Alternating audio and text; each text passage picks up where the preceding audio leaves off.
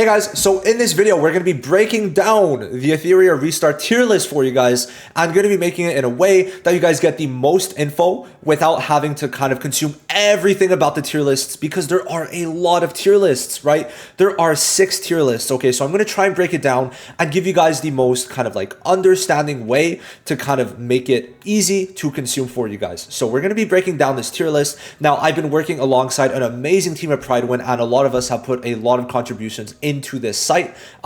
Expect also some character reviews, which I was the one who wrote pretty much all of them for the characters, probably coming soon if they're not already there.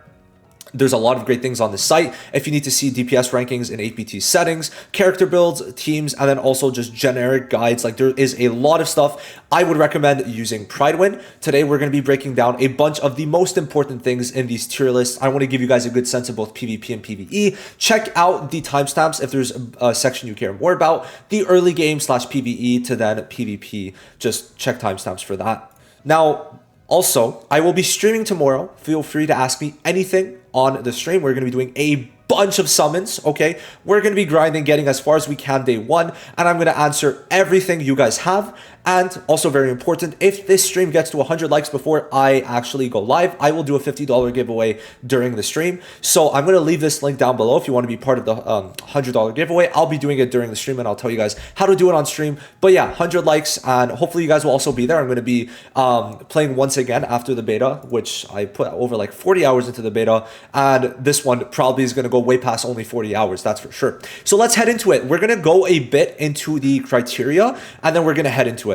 So for generic PvE, it's going to be counting just like story, and then also things like Ember Trek, Ethernet Rally. Okay, I'm pretty sure this would also count the shell bosses, but to be fair, it's not the most difficult. However, it's still counted. Now, Threshold is going to be your gear stages, which has 3 different bosses, and they work very differently, which is why there's a tier list for each, because of the fact that being type advantage is a huge advantage in this game, and they have such different mechanics that you need to have fully different teams, right? Now, Union bosses is going to be guild boss, and probably, this is like pretty much single target for the most part, so you'll see how that works.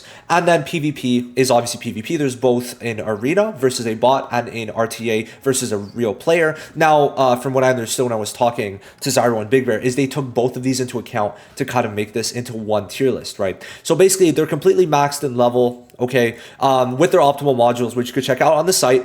Best in slot shell, okay. Now then, it is on autoplay because you want to also make it that you're gonna have to do over 100 runs of some things, so it's going to be on autoplay. That makes sense. That makes a lot of sense. And then for characters that rely on a specific team or teammates, we're assuming you're using them with them, okay? Because this is a team turn-based game, right? It's not one person, it's a team of 4 or even 5, right? So that's something very, very important. Now, there's gonna be a lot of different roles and tags, so make sure you keep note of that, because I'm not gonna always mention it, but it's mainly gonna be DPS, debuff, support, and sustain for the 4 main tiers. All right, so makes sense. Tier 0 are the ones who are always almost the best, and then tier 0.5 are really good, but not good enough to go tier 0, but also stronger than tier 1, like they're saying, okay? And then so on and so forth. I think we all understand it. Tier 1 is still good. You have to understand they could still have a niche, but it's not going to be the best thing ever. And there was a bunch of change logs. We're not going to go through that. I want to make this as simple as possible for you guys. So let's get into it. We're going to start with PvE and go into PvP because that's going to be the natural progression of the game. So let's go. Now, for a lot of PvE content, a lot of the light and dark units are going to be really good. Mio also is going to go probably very high up in Doki Doki because she has the perfect kit. But of course, as we have not used her yet, there was no way we could put her in there. Now, you're going to see a lot of the top units are going to kind of reoccur for PvE. So you're going to see Messiah in a lot. As you can see here, he's pretty much good in everything. And the main reason is his damage is really high, but he's never going to be type disadvantage because in the normal bosses, right? Aurora, Doki Doki, Terramaton, he is not going to be type disadvantage, he's going to be type neutral. Being type disadvantage is a huge disadvantage for you, and that's why you're never going to really use type disadvantage, DPSs especially. So it makes sense for Messiah being in these top ranks because he does an AoE, bada bing, bada boom, and also gets invincibility, which as a DPS, especially if you're not type advantage, it actually is pretty good. Then Rosa single target is going to be pretty consistent, especially in Union bosses.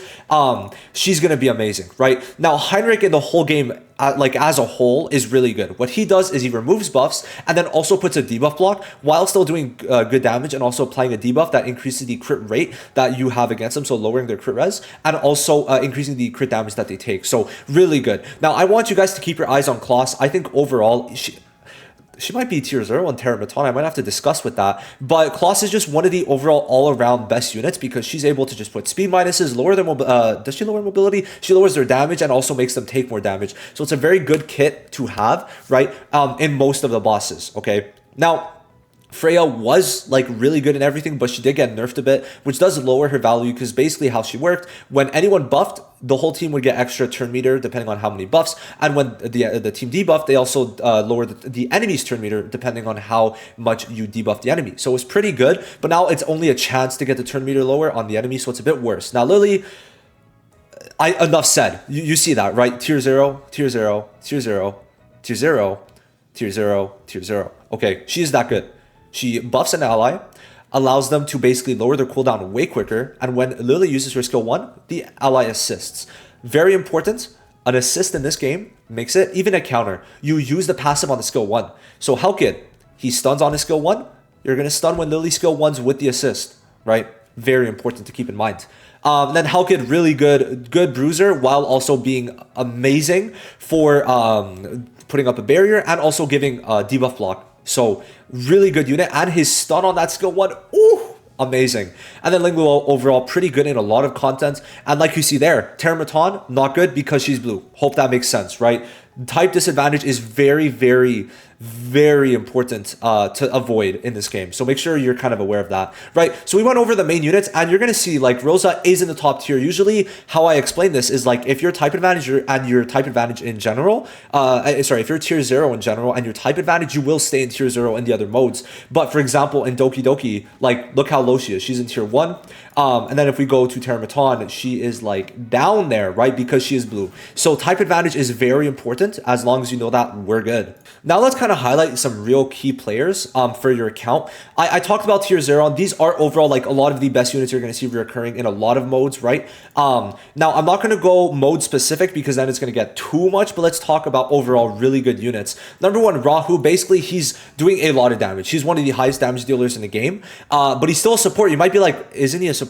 And while he is a support, his damage is just that high that it trumps the support, which is insane because he's giving defense increase to everyone and also taking debuffs from the allies and giving them to the enemy. So it's actually a really good thing. And of course, Tiamat is really good, but she has lost a little bit of value, and already like in PvP, she is good, but it's very possible, especially with the addition of Hoyen soon, because she wasn't in the last beta, Hoyen, but Hoyen is a one-tap goddess. So especially with how Tiamat works now, she's going to be healing herself less, and because of that, it's a big 20% nerf of healing when she goes into her ultimate form, and her ultimate form is her damage form. The problem with that is having units one-tap and the fact that certain DPSs did get buffed might hurt Tiamat a lot, but she is going to be giving barriers, heals, taunting, and doing good damage. So you have to keep out for her for sure.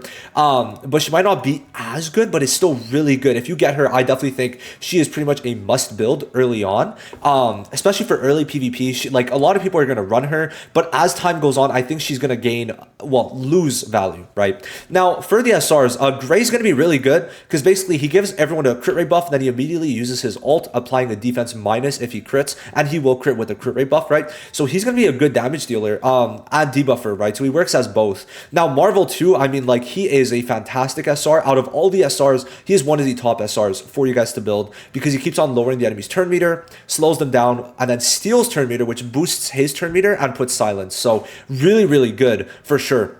And you will be building Lian anyway, so keep that in mind, because Lian is someone you have to build for the Hyperlink Charter, which is your beginner missions, and you're going to get so many resources back for building her that it is 1000% worth, considering she is also pretty good. Now, in the supports, Doki Doki's good. She's going to be good to stack up and build as you go on, but for quick clears, I don't think she's going to be as good. Like, she is tier 0.5 and everything, but nothing she is like a master at, right? So an overall unit, if you get her, I mean, for sure build her, but I do not think like for a specified use, she's going to really really have that because she takes a while to build up. I think I have a bit of a biased opinion against her, also because I do not have her, so keep that in mind. Or I did not in the beta, but still a very good unit. Now, Biotin is going to be a reser, attack buffer, crit damage buffer. Overall, really good. That res is huge, so do keep it in mind. I feel like she's more good, like, once you get to that mid game, like, I would say 10 to, like, 14 days in.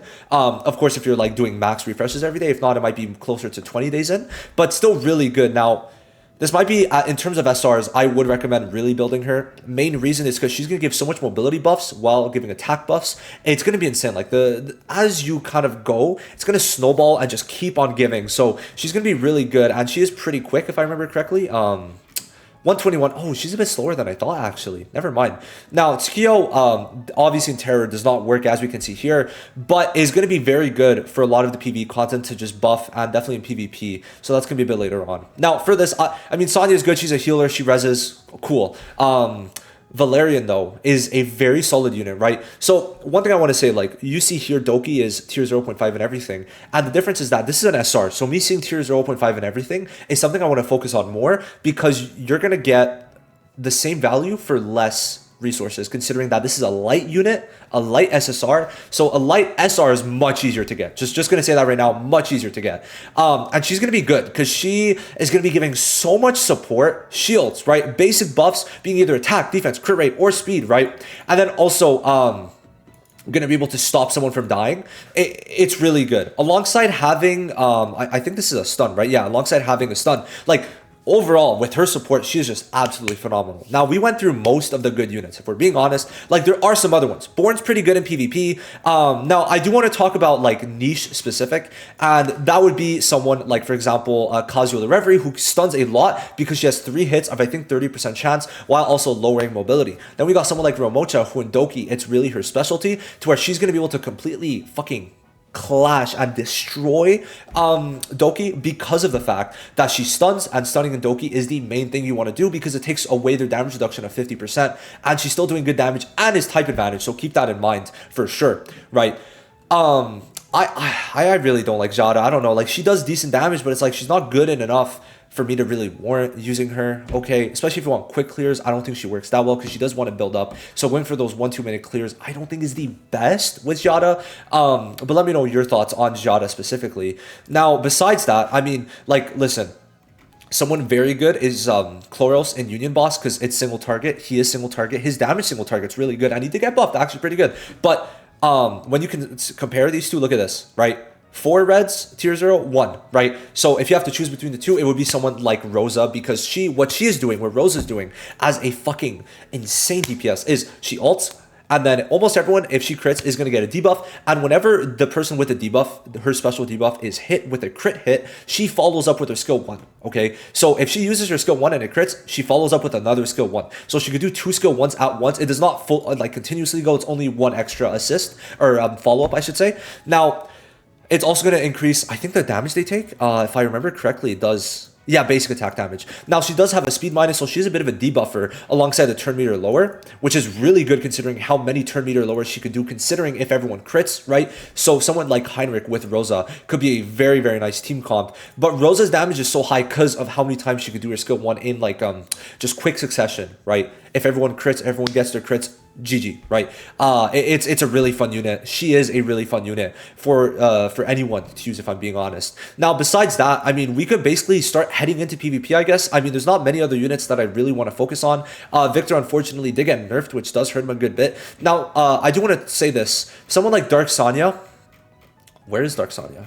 Is she not, like, in a deep... Yeah, so Dark Sonya can work in the PvE modes. However, the thing is, she is too centered around deep dots to where you're gonna have to build Fungus, right? You're gonna have to, if you really want to do that damage, you're gonna have to build Fungus. But then it's like, you want to make sure to optimize for PvE and PvP, and this is not that unit, because there are people doing it better than her, and to make sure she works, you have to also build another unit to ensure that she works, because she is really good with another dot unit, like our boy Fungus, probably down here. Yeah, so it's like, it's not that worth when you think about it, for sure. Now then, we're done PvE, right? We got a good sense of it. In Threshold, units that are stunning like Romocha are really good, but Messiah, I would still say, is the second best DPS here. In Threshold, I mean, Rosa is going to be amazing for Aurora. Sorry, I have to mishap. Now, Lily is also going to be really good, and Heinrich, dude. The main reason why Heinrich works is because the enemy's going to be putting debuff immunity up, and he could just remove it like that, right? He does any of his attacks, and he has a very high chance to remove it, and it's just going to be really good because you want to make sure that debuff immunity gets rid of, especially if you're using Rosa. Those two together are going to be amazing because Heinrich's going to increase his crit rate of the whole team, which gives you a higher chance to crit, and whenever you crit, remember, Rosa follows up, which is going to let you kill much quicker. And then in Terramaton, I mean, Marvel's really good. I liked using Marvel and Lily together, but I know Hellkid also has a really good spot in there. So consider all these units. And Dinah basically is going to be letting you nuke because she puts 3 different instances of debuffs that allow you to increase the damage you do, which is absolutely insane to think about. So yeah, we basically talked about PvE. This guy's just a nuker, which is why he's high up in Terramaton, but still, unfortunately, not as good. Now, let's get into PvP. So I'm going to highlight the main things that I want to highlight. And if you want any other questions, if you have any other questions, let me know down below on this part. So essentially, for this, you're going to see a lot of the buffers in the top are cleansers. Okay, sorry, not cleansers, cleaves, right? They all cleave. So she's going to give a speed boost. She's going to lower the enemies or give a turn meter boost. And then she's going to give a speed and turn meter boost. So all 3 of these are cleave units. However, they have other things to their kit. For example, she gives defense, she gives attack, and she gives immunity. Lily, like I said before, lets you do many assists and also at the same time lowers the enemy, increases the enemy's cooldown and lowering yours while giving speed boosts, while doing a bunch of other things. She's really good. And then Skill is just good. Like her main thing really is cleave. But the thing is, her cleave is more so buffs, which is hard to block early on because she is quick. She is 5 lower than the highest speed. So not like if we do check the stats, which dude, I love checking the stats. It's such a goated thing. If we check, she is quite low, but damn, Hoyan's really that quick? That girl's a DPS. That's insane.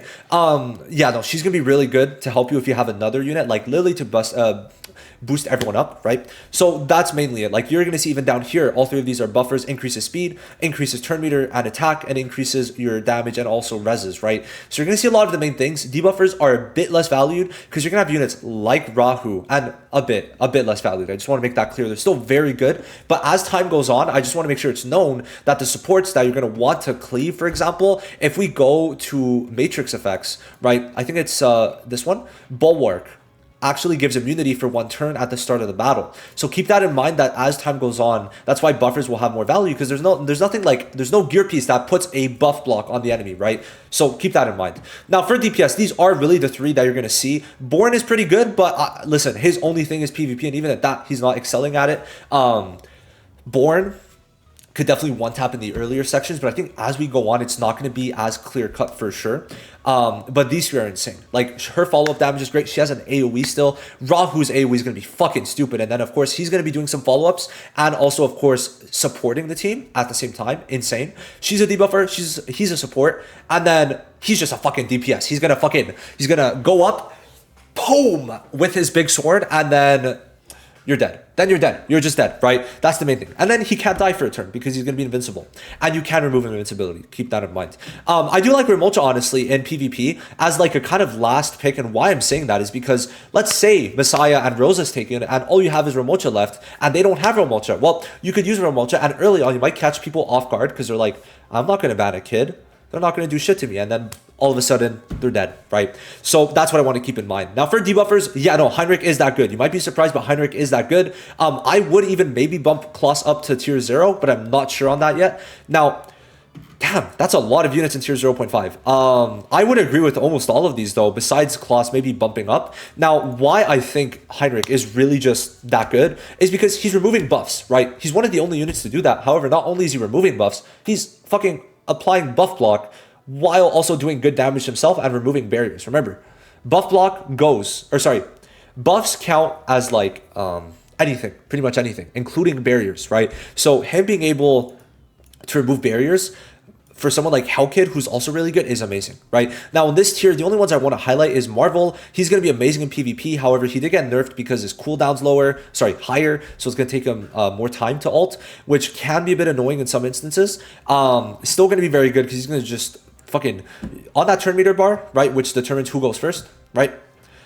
They could be like right here. Let's say let's say this right, is them actually getting the turn, they're gonna go all the way back there, right? That's how Marvel is gonna work. Now Veronica, amazing PvP unit. I actually really want her because her ult is basically gonna steal the enemy's buffs, which is basically removing them, and then giving it to the whole team, your whole team. So if the enemies have defense, attack, speed, you steal it, they don't have it, you get it. Insane. And then for one turn, you can't die. It's very annoying in some instances. Now, I haven't talked about Lilith or Viper, so I'm going to focus in on those two. Viper, basically, he's able to remove buffs, if I'm not mistaken. Yeah, remove buffs and then keep on applying an attack and speed debuff. Now, why this is good is because basically he's going to keep on ulting because he's going to get whenever he gets 4 stacks of Serpent Skin, right? He's going to reuse his ult and he starts with 2, gets 1 on his skill 1 and then reuses his skill 1 whenever they crit, I think. I'm pretty sure. Yeah, look at this. You use it with a 12% chance. So sure, it's only 12%, but still. You do your S1 a couple times, and then you ult again, and then you could ult again, right? There's some times you're just going to ult like 2 times in a row, right? So it's insane. Keep that in mind. Very good to remove and also debuff the enemy. Then you've got Lilith, who's basically, what she does, applies a debuff on the enemy, unique debuff, skill 2, she gets her skill 2 right away, she gets an extra turn, uses her skill 2, pop, everyone's stunned, everyone's pushed back, everyone has speed minus. They lost 2 turns. If they don't have stun immunity, or like buff immunity, sorry, debuff immunity, they're gone. You win. You just win, right? So be careful of Lilith. Also, she's a pretty good bruiser because she does like, I think 40% of her max HP to the enemies, which could be a lot. If you build her HP, it could be a lot. So keep that in mind. And Kloss is great. Speed minus, damage increase on the enemy for you to do more. It's great. And then Valerian, just overall good buffs. And Sonya is pretty good, right? And it is unfortunate, but a lot of these units you're not really going to see. Like, maybe you'll see Gray. In this list, the only one I really saw in the beta was Gray, right? It was Gray. I saw Rin a couple. No, wrong Rin.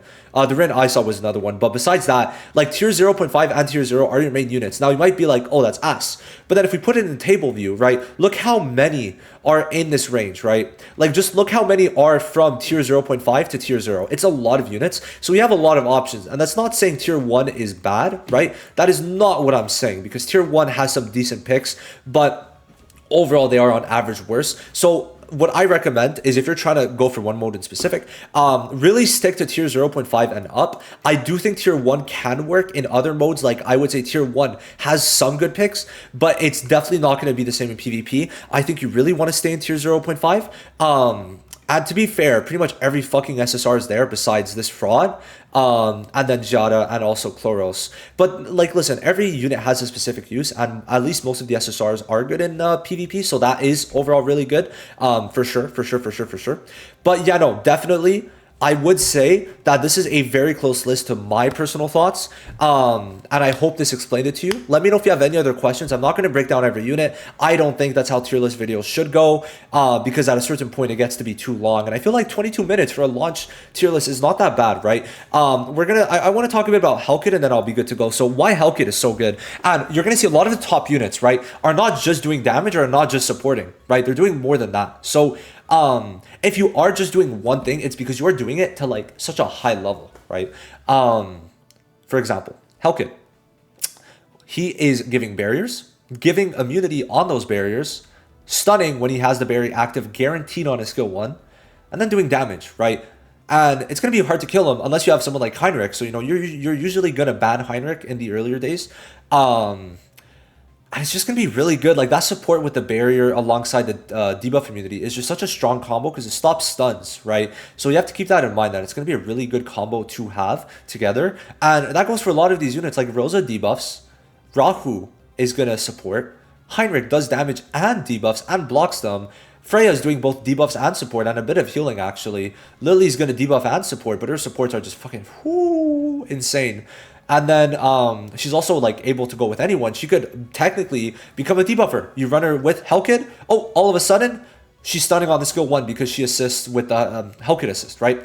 And then Tiamat, DPS and support, right? And a tank. So it's like these units in the top tiers are usually doing many things at once. The only one is like Ling Luo, who's really just doing a lot of healing and giving, removing debuffs, debuff immunity. But it's mainly around the healing. So it's like, you have to consider when you're building these units, you want to have multiple roles for them and also like know what exactly you're trying to go in with those roles. So do keep that in mind. But besides that, I feel like I'm pretty satisfied with the explanations in this video. But if you do have any questions, let me know. Now, if you want to get a quick guide on like what's good, you go to this, right? You click on Doki Doki, for example, and you're going to see all the high units. I usually tend to stick in the red. I like more so sticking in the red. I think it is a much better thing to do. If you go down to orange and yellow, that's fine. But I really do think that sticking in the red, even in light red, is fine, right? Please, that is my recommendation. But with all that said, I'm done. Thank you for watching this video. I'll see you in the next one. If there's anything you think we should add to Pride Win, let me know down below. And I'll definitely bring it up to them, right? To the boys. So thank you. Have a good one. See you for the stream very soon.